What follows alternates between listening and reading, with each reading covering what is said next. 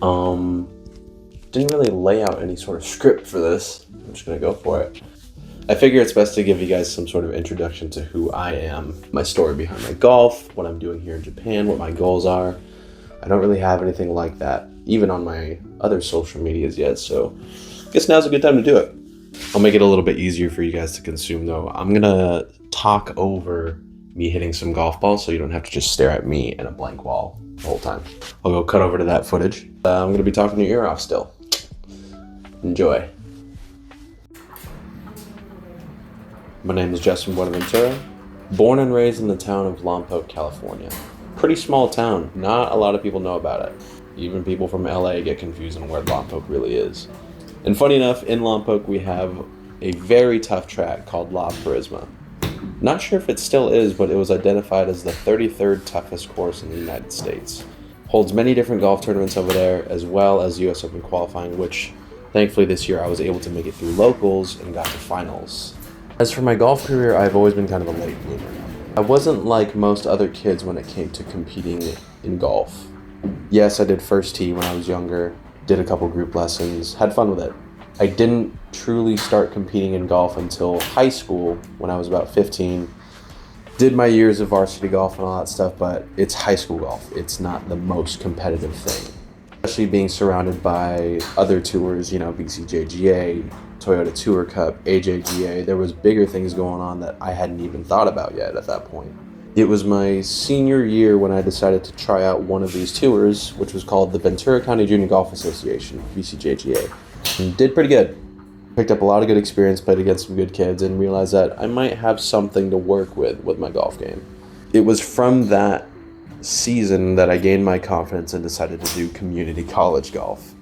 It was going to be my first real test to see if I can hold my own against people that are coming from around the world. It was not a D1 or D2 school even, but they recruited a lot of great players, some of which that I still talk to, and most of them play on professional tours all around the world. France, Japan, Mexico tour. The school attracted a lot of great players, and I had a good freshman year, played a lot of tournaments, got a lot of play time.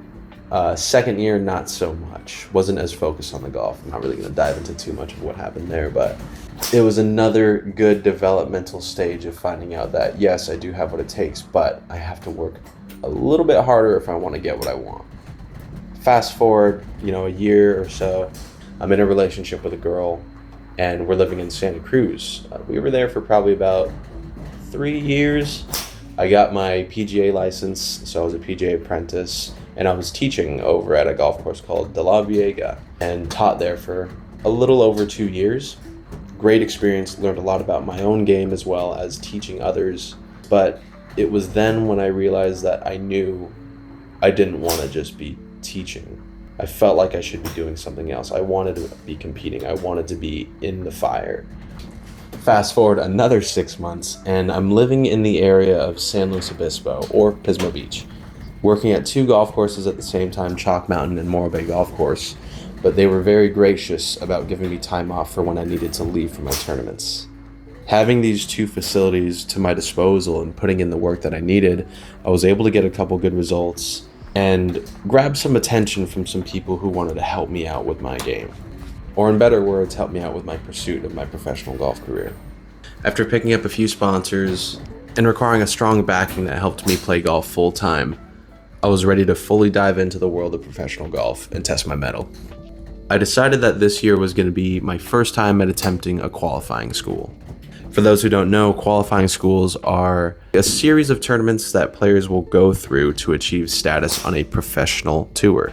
Most countries have it. America has Korn Ferry Tour qualifying as well as PGA Tour Americas. There's Mexico Tour, there's stuff in Taiwan, Vietnam, and I decided to choose Japan.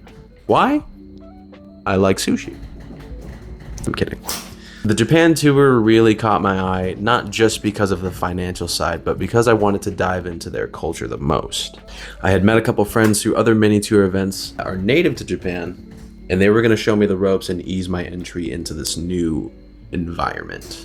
The way that Japan tour qualifying works is that you go through 4 stages. Each stage consists of a scheduled 72-hole golf tournament. It's very common for tournaments to lose a day or cancel 18 holes because there's too much rain, wind, fog, whatever it may be. They deal with the elements out here a lot more.